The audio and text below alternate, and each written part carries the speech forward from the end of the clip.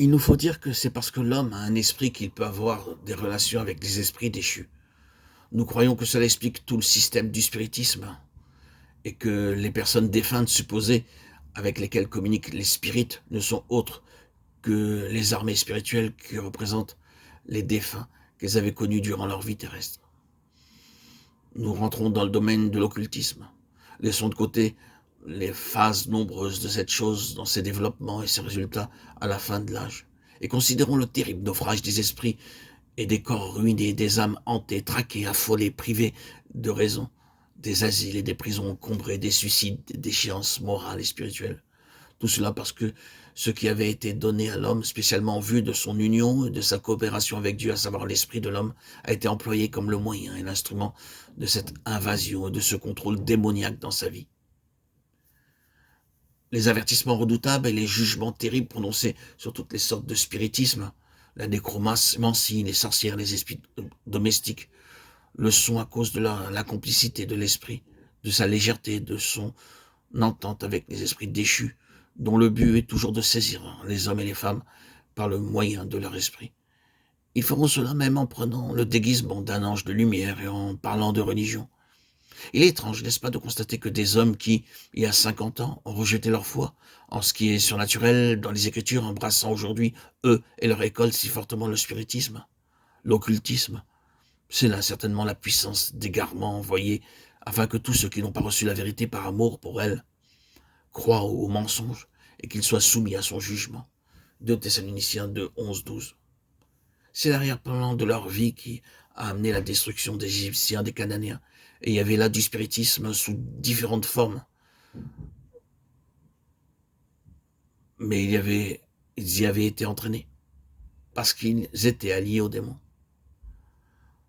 Revenons maintenant pour quelques instants à la chose la plus profonde que tout dans le véritable enfant de Dieu.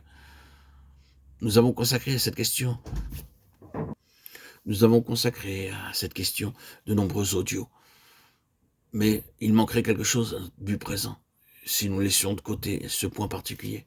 Il nous faut toujours chercher à comprendre que ce qui s'est fait dans la nouvelle naissance, c'est-à-dire le renouvellement de notre esprit, à qui a été donnée la vie éternelle avec le Saint-Esprit et la position de fils, est beaucoup plus profond que toutes les conditions et les circonstances que nous rencontrons, est beaucoup plus profond que notre vie physique ou notre vie d'âme. Si nous ne nous saisissons pas de cela, nous n'aurons pas de base de victoire.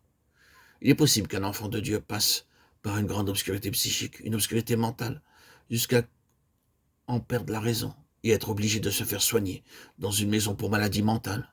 Oui, et traverser des conditions pires encore pour la vie extérieure. Cependant, sa réelle relation avec le Seigneur ne sera pas rompue. Ces conditions extrêmes peuvent ne pas faire partie d'un plan divin. Mais il est vrai qu'une partie des voies de Dieu à l'égard de ses enfants consiste, pour leur éducation, à les isoler par moments de leur vie d'essence. Lorsque cela leur arrive, ils n'ont plus rien qui leur prouve qu'ils sont ses enfants, c'est-à-dire rien dans tout le domaine de leur conscience humaine. Ce qui leur reste, c'est Dieu, sa parole, et le fait qu'ils ont mis leur confiance en lui. C'est ici que s'engage le réel combat de la foi. Non pas ce que nous sommes, mais ce qu'il est, lui. Non pas ce que nous sentons, mais ses faits. Il ne peut faillir, car il est Dieu. Il ne peut faillir, il est tenu par sa parole. Il ne peut faillir, il est ma victoire. C'est de Dieu que je suis l'enfant. Il peut plaire à Dieu de courir le risque d'être incompris selon notre manière de juger, de paraître se contredire. L'éducation des fils est plus importante que tout à cet égard. C'est qu'ils sont appelés à représenter l'opposé de l'incrédulité et de la désobéissance, qui avait amené la séparation de l'esprit de l'homme d'avec Dieu. Cette union de l'esprit doit être établie sans l'aide de l'âme, afin que l'âme soit une fois encore à la place d'où elle était sortie, pour s'affirmer dans une telle désobéissance. C'est notre éducation, jusqu'à ce que Christ soit pleinement formé en nous, c'est-à-dire dans notre esprit. Galates 4, 19.